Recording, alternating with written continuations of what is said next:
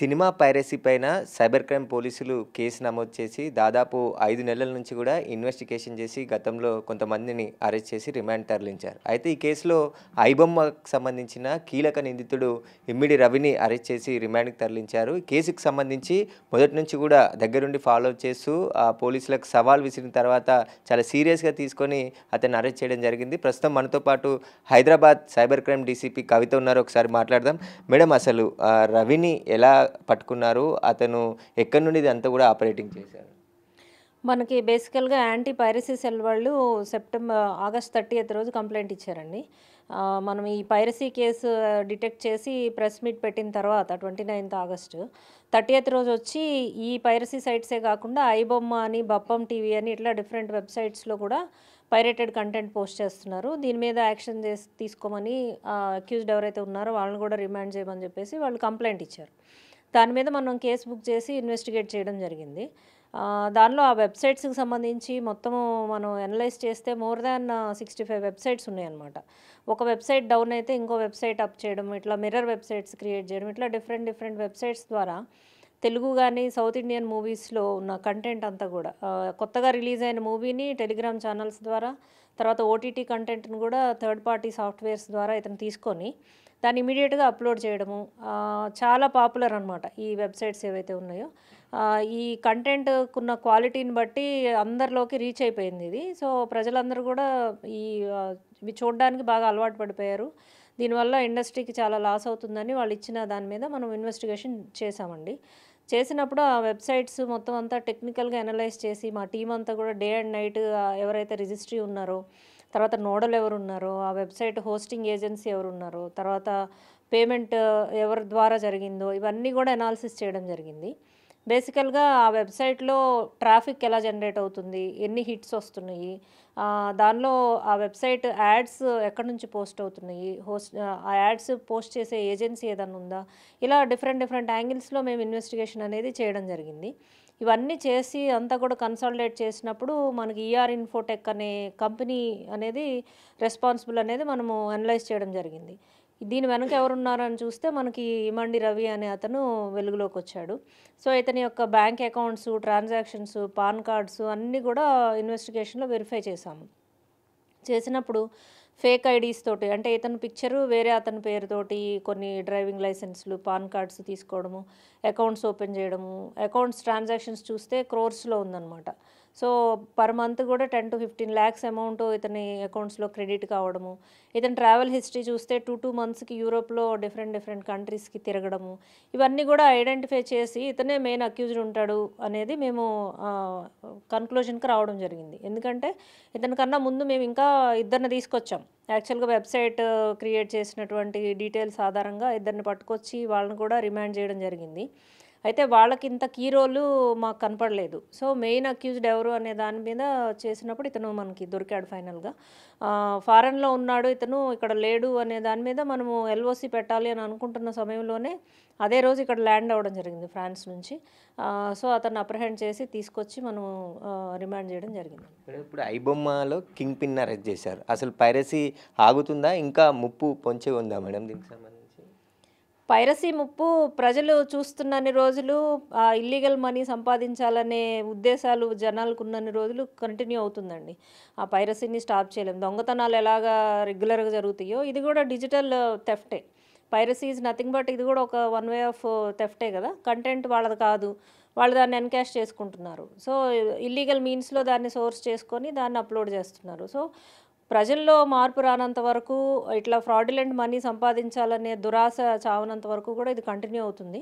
అదే టైంలో ప్యారలల్‌గా పోలీసు అట్లాగే ఇన్వెస్టిగేషన్ ఏజెన్సీస్ కూడా ఇన్వెస్టిగేషన్ కంటిన్యూ చేసి ఎప్పటికప్పుడు దీన్ని కట్టేలు చేయడానికి మా ప్రయత్నం అయితే కొనసాగుతుంది. అంటే మేడం, సినిమా ఇండస్ట్రీకి మీరిచ్చిన సూచనలేంటి? పైరసీ కాకుండా వాళ్ళు తీసుకోవాల్సిన జాగ్రత్తలేంటి? పోలీస్ పరంగా ఎలాంటి సూచనలు వాళ్ళకి చేశారు? మనము ఇంతకుముందు ఆగస్టులో పెట్టిన ప్రెస్ మీట్‌లో కూడా చాలా సూచనలు చేయడం జరిగింది. ఎస్పెషల్లీ డిజిటల్ సర్వీస్ ప్రొవైడర్స్ ఎవరైతే ఉన్నారో Qube and UFO and all other గ్రూప్స్‌కి కూడా వాళ్ళు ఎలాంటి ప్రికాషన్స్ తీసుకోవాలి, వాళ్ళ సిస్టమ్స్‌ని ఎలా అప్‌గ్రేడ్ చేసుకోవాలి, ఓఎస్‌ని ఎలాగా లేటెస్ట్‌ది వాడాలి, ఫైర్ వాల్స్ ఇవన్నీ కూడా కొన్ని ప్రికాషన్స్ వాళ్ళకి చెప్పడమే కాకుండా 24/7 వాళ్ళకి ఒక టీమ్ ఉండాలి. ఎవరంటే ఏదన్నా హ్యాకింగ్ గానీ, ఎలాంటి అటెంప్ట్ ఉన్నా గానీ ఇమీడియేట్‌గా దాన్ని డిటెక్ట్ చేసి కౌంటర్ చేసే టీమ్ అనేది ఉండాలి అనేసి వాళ్ళకి సజెస్ట్ చేశాము. వాళ్ళు ఆల్రెడీ గూడా ఒక యాంటీ పైరసీ సెల్ ఉంది. ఒక 6 ఇయర్స్ నుంచి ఉందని మనం మార్నింగ్ గూడా విన్నాము. యాంటీ పైరసీ సెల్ వాళ్ళే మనకి యాక్చువల్లీ కంప్లెయింట్ గూడా ఇచ్చారు. ఆ సెల్ గూడా చాలా యాక్టివ్‌గా పనిచేస్తుంది వాళ్ళది. ఫోరెన్సిక్ ఎనాలిసిస్ ఇవన్నీ గూడా చేస్తున్నారు. అయితే ఈ టీమ్ గూడా ఉంటే అంటే దాన్ని ఏమంటారంటే ఎక్స్‌పర్ట్స్ టీము కూడా వాళ్ళకుండి సర్వేలెన్స్ అనేది కంటిన్యూ చేస్తూ, ఈ డిజిటల్ పైరసీ అనేదాన్ని కట్టడి చేయడానికి కార్డింగ్ జరగకుండా థియేటర్స్‌లో ప్రికాషన్స్, అట్లాగే హ్యాకింగ్ జరగకుండా సిస్టమ్స్‌ని సెక్యూర్ చేసుకోవడము, అట్లాగే టెలిగ్రామ్ ద్వారా ఇంకా ఇల్లీగల్ మీన్స్‌లో కంటెంట్ షేర్ కాకుండా వాళ్ళ దగ్గర కట్టడి చేయడం. ఇలా అన్ని ఆల్ యాంగిల్స్‌లో 360 డిగ్రీస్ కూడా మనము యాక్షన్ తీసుకోవడం ద్వారా దీన్ని నిరోధించొచ్చండి. మేడం ఇప్పుడు ఇమ్మిడి రవి అసలు ఆయన బ్యాక్గ్రౌండ్ ఏంది? ఎక్కడి నుంచి పైరసీ వైపు ఎలా మళ్ళాడు? అతనికి ఇంకా ఎవరు సహకరించారు? వారందరిపైన ఏమైనా ఐడెంటిఫై చేశారా? ఇమండి రవి బీఎస్సీ కంప్యూటర్స్ చేశారండి వైజాగ్‌లో, ఆంధ్ర యూనివర్సిటీలో. చేసిన తర్వాత ముంబైలో ఎంబీఏ చేశారు. ఇక్ఫై యూనివర్సిటీ నుంచి ఎంబీఏ చేసి అతను web services, web designing, website hosting ఇవన్నీ కూడా expert. So, first ER Infotech అని ఒక కంపెనీ పెట్టుకున్నాడు. మన కూకట్పల్లి ఏరియాలో ఒక అపార్ట్మెంట్‌లో ఉంటూ ఈ కంపెనీని పెట్టాడు. ఆ కంపెనీ యొక్క ఇన్‌కమ్ తక్కువ ఉండేసరికి ఇతను అదే క్రమంలో మ్యారేజ్ చేసుకోవడము, ఇంటర్ ఫెయిత్ మ్యారేజ్ చేసుకోవడము, ఫ్యామిలీ ఇష్యూస్ వల్ల అతను యొక్క కండిషన్ ఎకనామికల్ కండిషన్ సరిగ్గా లేకపోవడం, ఇన్‌కమ్ తక్కువ ఉందనేసి వాళ్ళ బంధువులు చేసినటువంటి కామెంట్స్ వీటన్నిటి వల్ల ఇతను ఏంటంటే ఈజీగా తక్కువ టైంలో ఎక్కువ డబ్బులు సంపాదించాలి అనే ఉద్దేశం డెవలప్ చేసుకున్నాడు. ఈ క్రమంలో వైఫ్‌తో డివోర్స్ అయిపోయినాయి. ఎలా మనీ ఎర్న్ చేయాలనేది ఆలోచిస్తున్నప్పుడు ఇతనికి ఈఆర్ ఇన్ఫోటెక్‌ని టెంపరరీగా హోల్డ్ చేసి ఈ పైరసీ వైపుకు దృష్టి మళ్లించాడు. దీనిలో అయితే మనకి తక్కువ టైంలో ఎక్కువ మనీ పొందొచ్చు అనే ఉద్దేశంతోటి ఈ వెబ్‌సైట్ డిజైనింగ్ అనేది పైరసీ వెబ్‌సైట్ అనేది డిజైన్ చేసి దీన్ని హోస్ట్ చేశాడనమాట. దీనికి అదే టైంలో దీని ప్రకారము కోవిడ్ రావడము, ప్రజలు ఆన్‌లైన్ కంటెంట్ చూడడము, థియేటర్స్‌కి వెళ్ళలేకపోవడము, ఇవన్నీ దృష్ట్యా డబ్బులు పెట్టి ఓటీటీలో చూడలేకపోవడం, వీటన్నిటి దృష్ట్యా ఈ వెబ్‌సైట్స్‌కి పాపులారిటీ చాలా పెరిగిపోయింది. పెరిగిపోయేసరికి ఇతను ఇంకా డిఫరెంట్ పేర్ల మీద అకౌంట్స్ ఓపెన్ చేసి ఇంకా ఒక వెబ్‌సైట్‌ని ఈ మూవీ వాళ్ళు డైరెక్టర్స్, ప్రొడ్యూసర్స్ డౌన్ చేస్తే ఇంకో మిర్రర్ వెబ్‌సైట్ క్రియేట్ చేయడము, ఇట్లా టెక్నిక్స్ ఫాలో అయ్యాడనమాట. 22 నుంచి ఇంకా పెంచి ఇతని యొక్క ఆపరేషన్స్ ఓవర్‌సీస్‌లో ఈ సర్వర్స్ అన్నీ కూడా ఓవర్‌సీస్‌లోననమాట. మనకి స్విట్జర్లాండ్, ఆమ్‌స్టర్‌డామ్, నెదర్‌లాండ్స్ ఇక్కడ ఉన్నాయి. సో, ఈ సర్వర్స్‌ని అక్కడి నుంచి యూజ్ చేసుకొని ఎక్కడ క్లూ రాకుండా ఎవరు పట్టుకోకుండా అకౌంట్స్ కానీ అన్నీ కూడా ఆపరేషన్ చేయడం ఇదంతా చేస్తున్నాడండి. ఈజీ మనీ తక్కువ టైంలో పొందాలి అనే ఉద్దేశంతోటి ఇతను తనకున్న టెక్నికల్ బ్యాక్‌గ్రౌండ్‌ని యూజ్ చేసి ఈ యొక్క నెట్వర్క్ అంతా కూడా డెవలప్ చేశాడు. మేడం మొత్తం కోట్లాది రూపాయల ట్రాన్సాక్షన్ జరిగిందంటున్నారు. ఎగ్జాక్ట్‌గా రవి ఎన్ని కోట్ల రూపాయల ట్రాన్సాక్షన్ చేశాడు? ఎంత సంపాదించాడు? అవన్నీ ఎక్కడ పెట్టుబడిగా పెట్టాడు మేడం? ఇతను మన ఎనాలిసిస్‌లో ఇప్పటి వరకు మనకు దొరికినటువంటి ఎనాలిసిస్ ప్రకారము ఒక 4 అకౌంట్స్ యొక్క ట్రాన్సాక్షన్స్ మనం అనలైజ్ చేశాము. దీనిలోనే 20 crores of rupees over a period of 5, 6 years ఇతను సంపాదించినట్టు మన దృష్టికొచ్చింది. ప్రెజెంట్ అతని అకౌంట్‌లోనే 3.5 క్రోర్స్ ఉంటే దాన్ని ఫ్రీజ్ చేయడం జరిగింది. ఆల్రెడీ నోటీస్ పంపించి. ఇంకా అతనికి మనం సీజ్ చేసినప్పుడు ఫిజికల్‌గా బ్యాంక్ కార్డ్స్, చెక్ బుక్స్ 25, 35 అట్లా దొరికినాయి. సో, అవన్నీ ఏ బ్యాంక్‌లో ఉన్నాయి, ఆ బ్యాంక్‌లో అకౌంట్ ఉందా, దానిలో ఎంత మనీ ఉంది, ఇవన్నీ కూడా బ్యాంక్స్‌కి మనం నోటీసెస్ పంపడం జరిగింది. ఇవన్నీ వచ్చి మనీ ట్రయల్ అనాలిసిస్ అంతా చేస్తే వాల్యూమ్ ఆఫ్ ట్రాన్సాక్షన్ ఎంత, ఇతను ఎంత ఎర్న్ చేశారనేది మనకు తెలుస్తుందండి. మొత్తం ఏమైనా ఇక్కడ ఆస్తులు ఏమైనా కూడబెట్టాడా మేడం? హైదరాబాద్‌లో రవికి సంబంధించిన ఆస్తులున్నాయా? పోలీసులు దర్యాప్తులో అవి జప్తు చేసే అవకాశం ఏమైనా ఉందా? ఉన్నాయండి. ఇక్కడ అతనికి ఒక ఓన్ హౌస్ ఉంది. అపార్ట్మెంట్ ఒకటుంది. సో, అక్కడి నుంచి అప్రహెండ్ చేశాం మనము. అట్లాగే వైజాగ్ నేటివ్ కాబట్టి వైజాగ్‌లో కూడా అతనికి ఇల్లున్నట్టు తెలిసింది. ఇంకా ఇవే కాకుండా ఇంకా ఏమన్నా ఉన్నాయా? ఇతను ఏమన్నా ఎర్న్ చేశాడా? ఇవన్నీ కూడా అనలైజ్ చేసి అలాంటి 107 బిఎన్ఎస్ ప్రకారం మనము ఫ్రాడ్ అమౌంట్‌ని ఆక్షన్ చేసి విక్టిమ్స్‌కి ఇవ్వడానికి కూడా ఒక అవకాశం ఉంది. సో, అదేమన్నా చేయొచ్చా? లీగల్ ఇదంతా కూడా ఒపీనియన్ తీసుకొని ఫర్దర్‌గా మేము దానిలో కూడా ప్రొసీడ్ అవుతాం. మేడం ఫిలిం ఇండస్ట్రీ ఇన్ని కోట్ల రూపాయలు నష్టపోయామంటున్నారు. ఏ విధంగా అంచనా వేశారు మేడం? అంటే రవి వల్ల ఇంత నష్టం అంటే దేశవ్యాప్తంగా పైరసీ వల్ల 22,000 కోట్ల నష్టం జరిగింది అంటున్నారు. అది ఏ విధంగా నష్టం జరిగిందని అంచనా వేసిర్రు? దానివల్ల రవికి ఎంత లాభం పొందిండు మేడం? ఇది 22,000 కోట్లు నష్టం అనేది పైరసీ సెల్ వాళ్ళు ఇచ్చిన కంప్లెయింట్‌లో ఇచ్చారండి. తెలుగు ఇండస్ట్రీకే పర్టిక్యులర్‌గా 3,700 కోట్లు ఒక సంవత్సరంలో లాస్ అని వాళ్ళిచ్చారు. అంటే వాళ్ళ ఎనాలిసిస్ ఏంటి అని చెప్పిన దాన్ని బట్టి రిలీజ్ అయిన మూవీస్ అన్నీ కూడా ఒక ఇయర్‌లో రిలీజ్ అయిన మూవీస్ అన్నీ నార్మల్‌గా పైరసీ లేకుండా గనక అవి డిస్‌ప్లే అయితే ఎంత ఇన్‌కమ్ జనరేట్ అవుతది? ఈ పైరసీ వల్ల ఇన్‌కమ్ లాస్ ఎంతయింది అనేది వాళ్ళు కాలిక్యులేషన్ చేసి మనకు అది ఇచ్చారనమాట. వాళ్ళు ఇచ్చిన కంప్లెయింట్‌ని బట్టి మూవీస్ దాని ఇన్‌కమ్ లాస్‌కి సంబంధించి వాళ్ళిచ్చిందే క్రైటీరియా.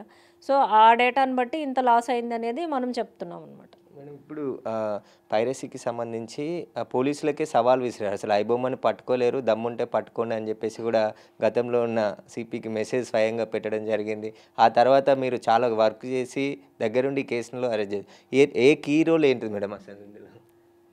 కీ రోల్ అంటే అంతకుముందే పైరసీ కేసు మనం డిటెక్ట్ చేశాము. అది చాలా పెద్ద కేసు. ఓవరాల్ 4, 5 స్టేట్స్‌లో ఆపరేషన్స్ చేసి 10 మెంబర్స్‌ని అరెస్ట్ చేశాము. దాన్ని అరెస్ట్ చేసేసరికి ఇతను పానిక్ అయ్యాడు బేసికల్‌గా. మనం అట్లా తీసుకోవచ్చు. ఎందుకంటే హ్యాకింగ్ చేయడం ఇవన్నీ కూడా అప్పటి వరకు బయటికి రాలేదు. ఇండియాలో మొదటిసారి మనం చెప్పడం జరిగింది. సో, అదే టైంలో ప్రొడ్యూసర్స్‌కి వీళ్ళందరికి కూడా అప్పుడు సిపి గారు మీటింగ్ పెట్టి ప్రికాషన్స్ అన్నీ కూడా చెప్పారు. ఇవన్నీ డెవలప్‌మెంట్స్ కూడా పబ్లిక్ ఫోరమ్‌లో ఉన్నాయి. అందరూ ఫాలో అవుతున్నారు. సో, ఇవన్నీ చూసిన తర్వాత న్యాచురల్‌గా నెక్స్ట్ నా దగ్గరికొస్తారేమో అనే ఇది ఉంటుంది ఎవరికైనా. ఎందుకంటే అతను మేజర్ పర్సన్ లాస్ కాజ్ చేసే వాళ్ళల్లో. సో, నెక్స్ట్ నేనే టార్గెట్ అవుతాను. అతని మీద కంప్లెయింట్ ఇచ్చినట్టు కూడా బేసికల్‌గా తెలుస్తది. సో, అందుకోసము ఆ యొక్క సైకలాజికల్ ఇది సిట్యుయేషన్ తోటి అతను రకరకాల మెసేజెస్ పెట్టాడు. బట్ ఎవరేం పెట్టినా, పెట్టకపోయినా మా కోర్స్ ఆఫ్ యాక్షన్ అయితే మేము తీసుకుంటాం. అతనిచ్చిన థ్రెట్ గాని, ఛాలెంజ్ గాని వాటితో మాకు సంబంధం లేదు. ఎందుకంటే అతను పోలీస్‌కిచ్చాడా, మూవీ వాళ్ళకిచ్చాడా ఇవన్నీ కూడా మేము పట్టించుకోలేదు. మా యొక్క ఇన్వెస్టిగేషన్ కంటిన్యూ చేశాము. ఇలాంటి ఛాలెంజెస్ ఇవన్నీ కేర్ చేయాల్సిన అవసరం లేదు. మన ఇన్వెస్టిగేషన్ కోర్స్ అయితే కంటిన్యూ అవుతుంది. ఇప్పుడే కాదు నెక్స్ట్ ఎప్పుడైనా గానీ ఎవరైనా పోలీస్ ఆఫీసర్స్ అట్లా థ్రెట్స్ లేకపోతే వాటిని ఎవరు కూడా కేర్ చేయరు. మా ప్రొఫెషనల్‌గా ముందుకు వెళ్ళాము. డిటెక్ట్ చేయాలనే ఉద్దేశంతో చేశాము. డే అండ్ నైట్ దాని మీద టెక్నికల్ అనాలిసిస్ చేశాము. ఇందాక చెప్పినట్టు ఫైనల్‌గా మనము రీచ్ అవ్వగలిగాము. ఈ ట్రాన్సాక్షన్ అంతా ఎక్కడి నుండి వచ్చింది మేడం? అంటే రవి అకౌంట్‌లోకి ఇప్పుడు 20,00,00,000 గుర్తించామన్నారు. బెట్టింగ్ యాప్స్ మెయిన్ చెప్తున్నారు. వాటి నుండే వచ్చిందా? ఇంకా అదర్ సోర్స్ ఏమన్నా ఉందా? నేను పర్సనల్‌గా అతనితో మాట్లాడినప్పుడు ఇంట్రాగేషన్ చేసినప్పుడు, "నీకెక్కడి నుంచి ఇన్‌కమ్ అంతా సోర్స్ అవుతుంది" అని అడిగినప్పుడు, వెబ్‌సైట్‌లో ఫ్రీగా మూవీ చూస్తున్నప్పుడు ఇన్‌కమ్ నీకెలా వస్తది అని క్వెషన్ చేసినప్పుడు, మనకు అతను చెప్పిన రిప్లై ఏంటనంటే, ఏదైనా ఇప్పుడు టీవీలో సీరియల్ వస్తుంటే మధ్యలో యాడ్స్ వస్తాయి. సో, ఆ యాడ్స్ వల్ల ఆ ఛానల్ వాళ్ళకి ఇన్‌కమ్ వస్తది. అట్లాగే ఈ వెబ్‌సైట్ ఎవరైతే హోస్ట్ చేశారో, ఎవరైతే రన్ చేస్తున్నారో, అడ్మిన్ కొన్ని యాడ్స్ డిస్‌ప్లే చేయడం ద్వారా దాని నుంచి జనరేట్ అయ్యే ఇన్‌కమ్ ఇతనికొస్తుంది వెబ్‌సైట్ అడ్మిన్‌కి. అట్లా ఇతని వెబ్‌సైట్‌లో ఐబొమ్మ అండ్ బప్పమ్మ టీవీ దానిలో బెట్టింగ్, గేమింగ్ యాడ్స్ డిస్‌ప్లే చేయడం ద్వారా జనరేట్ అయిన ఇన్‌కమ్ ఇతనికి ఇన్‌కమ్ అనమాట. గేమింగ్, బెట్టింగ్ ఆర్గనైజర్స్ ఎవరైతే ఉన్నారో వాళ్ళే ఇతని పార్ట్నర్స్. ఎవరు నీ పార్ట్నర్స్ అనంటే, ఇండియాలో ఎవరు లేరు వాళ్ళందరూ ఓవర్‌సీస్‌లో ఉన్నారు. వాళ్ళే నా పార్ట్నర్స్ అని చెప్తున్నాడు. బేసికల్‌గా ఇండైరెక్ట్‌గా ఏంటంటే బెట్టింగ్ అండ్ గేమింగ్ ఆర్గనైజర్స్.